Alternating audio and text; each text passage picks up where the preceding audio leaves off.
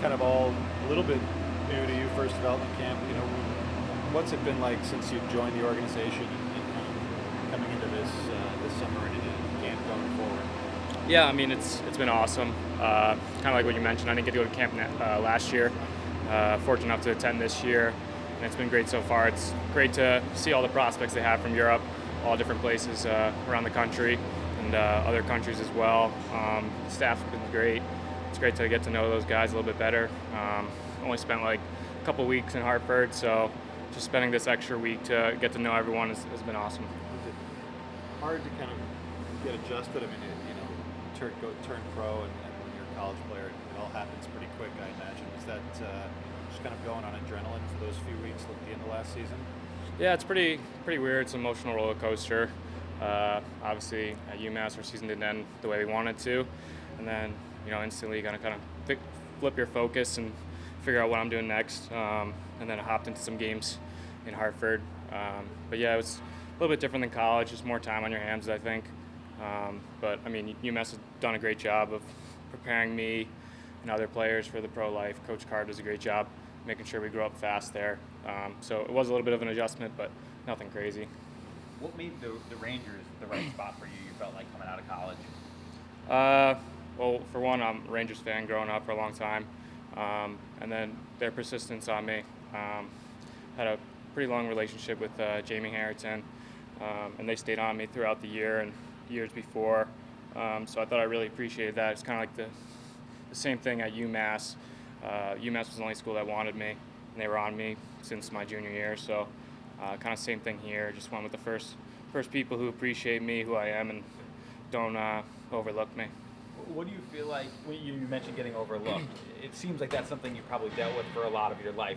How does that fuel you, and how have you maybe taken advantage of that in some ways?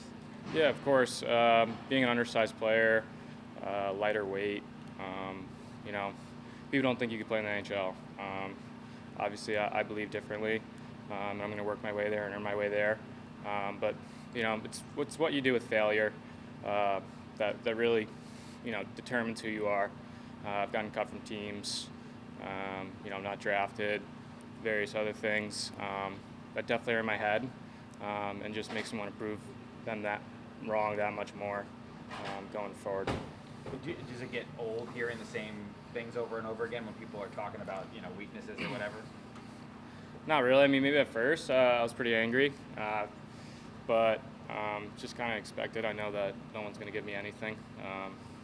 Doesn't matter. I just have to earn everything that I'll get in life. Pretty much, yeah. What are the strengths that you have that you feel like help you overcome some of that stuff? Yeah, determination, heart, grit. I feel like I'm a skillful player, but I think my heart and my passion are my probably biggest attributes. There's not a moment on the ice where I quit on a play, fear away from a hit, fear from a block shot, anything like that. I think those are probably my biggest attributes. Is having played in the American League, what are you getting out of this particular week? I would say just exposure to more Rangers prospects, just getting to know the organization as a whole more. Kind of like what I mentioned before, I only spent a couple weeks, 3 weeks, 4 weeks in Hartford, so didn't have too many practices, mostly games, long road trip. So being here is just good for me to understand the coaches better, see the facilities, and it's good for them to get to know me better too off the ice and see me more on the ice situations. Do you feel like you can catch somebody's eye in a week that that you need to? I mean, anytime on the ice, I'm trying to prove myself and do the best I can. It's up to them to determine what they think of me, but my job is just to compete as hard as I can on the ice and be who I am off the ice, and then everything else will take care of itself. What do you see as the keys to accomplishing that goal of getting to the NHL, and now what's the mindset going into next season, which will be a full season as a pro? Yeah, it's just about being resilient. It's kind of a different animal than college or any other level I've played at, because it's a business. They're going to put the best players on the ice to win a hockey game, and you basically just have to do your job and be one of those players. So just being super resilient, Don't expect anything for the coaches to give me anything.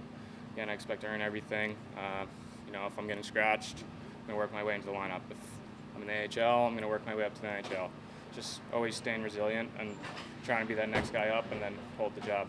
When you talk about the resiliency and the heart and the determination, all that, in terms of a role that you could play here, because if you got here, you're probably not going right to the first line. You've been such a high-scoring player in college.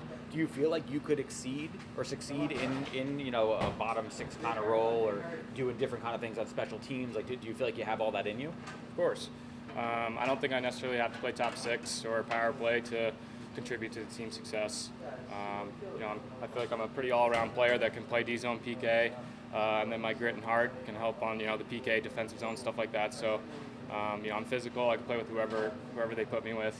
I could fill any role. I'm perfectly happy being on the fourth line and contributing to the team's success as I'm being a star player on the first line.